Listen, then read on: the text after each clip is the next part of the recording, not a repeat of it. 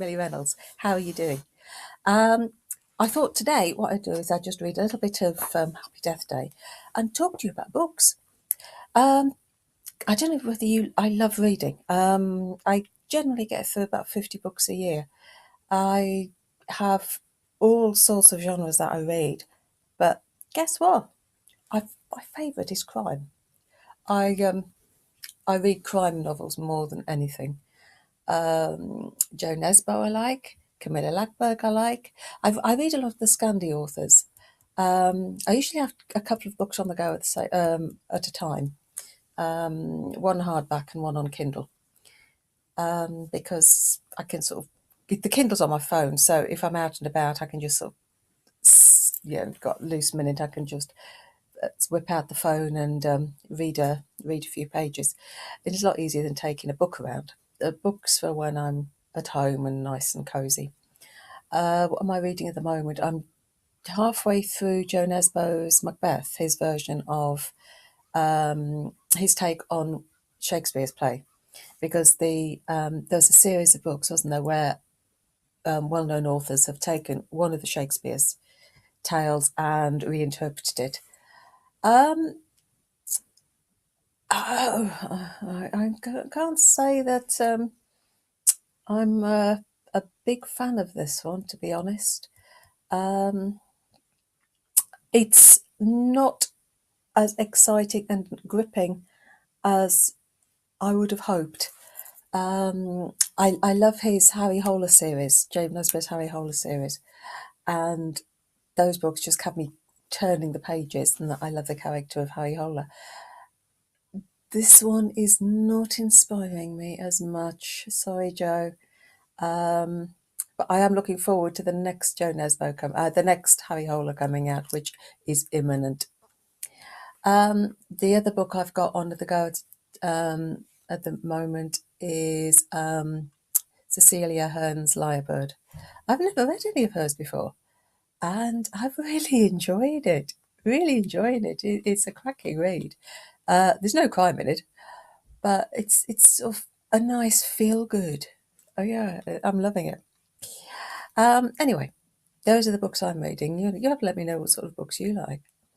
And I thought I'd just finish off by reading a little bit of Millie Reynolds, just a couple of pages. It's from chapter 8, and here goes. Fred and Betty Greengrass were in their garden when we arrived. Emily had now grown a lovely woolly coat, and she smiled shyly at me as I opened the gate. I patted her head. It's funny how I've grown to have quite a soft spot for sheep. Morning, Fred. Morning, Betty. Morning, Mr. Malone. Fred nodded to Shepherd. Funny business this is, Mr. Malone. To be honest, I did think Harold was having me on the other night in the pub when he was telling us all about his fly. But damn me if it don't go and happen to me too, in my very own pigsty. Let's go, shall we? Shepherd and I had already put our wellies on, so we were able to stomp quite happily across the yard after Fred. You'll need to watch your back when you go into the sty, Mr. Malone. Our Bertha can be a bit unfriendly at times. I didn't look at Shepherd, but I heard him groan. When we got to the sty, Bertha was standing on guard and giving us the evil eye. Immediately, I noticed the things here were not quite the same. For one thing, the cake hadn't been eaten, just squashed. Secondly, the candles did not appear to have been lit.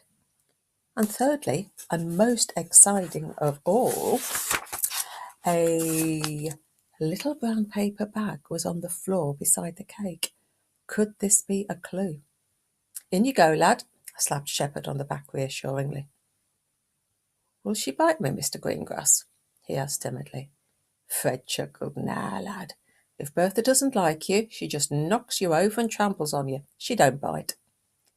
Shepherd did not look at all consoled, but taking the bull by the horns, he clambered over the gate, and I heard the squelch as his wellies disappeared into the mud. Bertha watched him. Good pig. Nice, Bertha, Shepherd called out soothingly.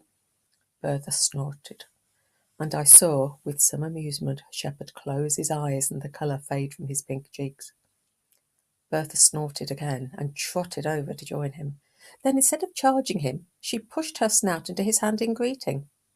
As Shepherd opened his eyes, I heard him exhale.